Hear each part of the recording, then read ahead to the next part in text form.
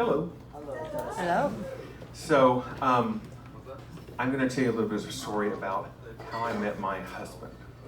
So, in 2015, I was 45 years old and had been single for about 20 years. 14 of those years, I was okay with it. 6 of those years, it got on my last nerve. And so I don't drink, so bar hopping was not a thing that I wanted to do. And I lived in the Bay Area, and so I said, well, I'll try online dating. So I signed up for Match.com, filled out my profile, and waited for my matches. And their algorithm came back and said, I had no matches. In San Francisco. I was like, isn't that where they invented gay people? If you run out, don't you just like pour some, decorative pots and grow additional gays? So I gave up on San Francisco. The next year I moved here to Long Beach. And I decided to give the SoCal gays a try. So I signed up for Match.com again. I did have some matches. A lot of the dates that I went on were interesting because most people didn't tell the truth about their looks or their hobbies.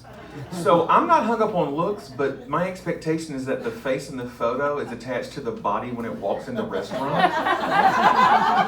One of them looked so much different that when he walked to the table, I thought he was the waiter going to ask me what I wanted to drink.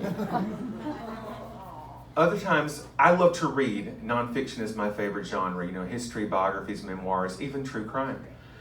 And so I would always say, I love to read nonfiction, and they would go, I do too. Great, what's your favorite nonfiction book? Is Gone Girl nonfiction? It's like, oh God, I hope not.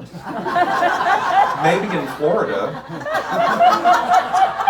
One time a guy said, I don't really know what nonfiction is, and when I explained it, he said, oh, that sounds like the news. I get that from Facebook. So that was not a love match. So I tried a new dating app called OkCupid, and I had some good dates, some bad dates. It was, nothing great, nothing too horrible. The last time I had a date on OkCupid, though, I showed up for the date. He did not show up for the date. I called and left a message saying, I'm not sure where you are, but I was here. So I go down the street to Starbucks, and I'm drowning myself in sorrow and drinking my iced tea, because that's what I drink at Starbucks. And he called me about 2 hours later and said, I'm so sorry, I fell asleep on my boat. At that point, I'm like, he has a boat. Okay, so maybe I'm leaning toward, maybe I'm going to forgive you because you have a boat. And I said, well, I left you a message on your voicemail. He said, oh, that's on my landline in my apartment. I don't have a cell phone. I said, it's 2016. Who doesn't have a cell phone? My dad is 80 years old, and he has a cell phone. It's a jitterbug, and the buttons are as big as buttons, but it's still a cell phone. So at that point, I'm thinking his boat was probably more inflatable than not. And so I was like, well, thank you, but it's okay. I'm gonna go ahead and hang up. He's like, no, I think you're great. I think we'd have a really great time. I said, no, I am delightful. And then I hung up the phone. And so right after that, I got a message on OkCupid saying, are you sick of OkCupid? And I was like, yes, I am. And it said, try this app called Zoosk. Z-O-O-S-K. Never heard of it, weird spelling, but I said, fine, why not? Filled out my profile and started seeing my matches.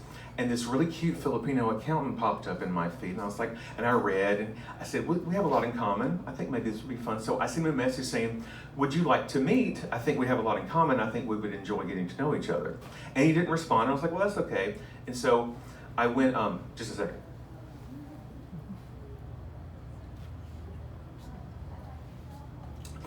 These lights made me thirsty. And so I went on a couple of dates that weren't great. And so he popped up in my matches again a couple of weeks later. And I was like, I wonder why he didn't respond, at least to say no thank you.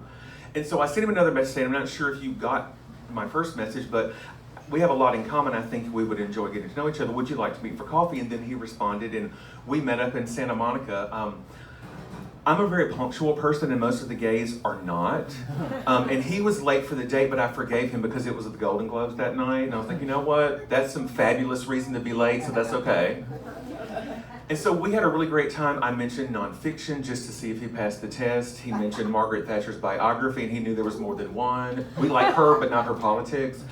And so we bonded over that. And so went on several dates. It was going really well. And by that time, a couple of months later, we had given each other nicknames. I call him Baby, and he calls me Boo Boo. And I realized he was not the kind of person that would be playing hard to get.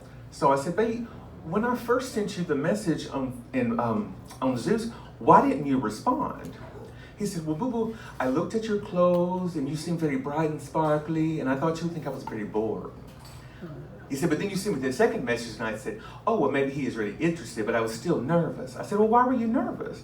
He said, well, my parents told me when they came to America, you should never date a white man because when they get tired of you, they will kill you. And I was like, what? Okay, you know what? Every serial killer is a white dude. Every TV show and movie on all those channels is about white dude killing their wife or their spouse. Like, you know what? Well done, parents from the Philippines. That's really good advice. We married in 2018. Oh, gosh. Well, I'm going to keep talking. It's like we're in the war and there's a blackout. I'll sing Mighty Like a Rose or something. Anyway, so we did get married in 2018, and I told him, you know, I would never, ever get tired of you. I love you just to death. He's just wonderful and lovely. And for proof that not every white guy kills their spouse, he's in the audience tonight. Wait, hi, baby. Thank you.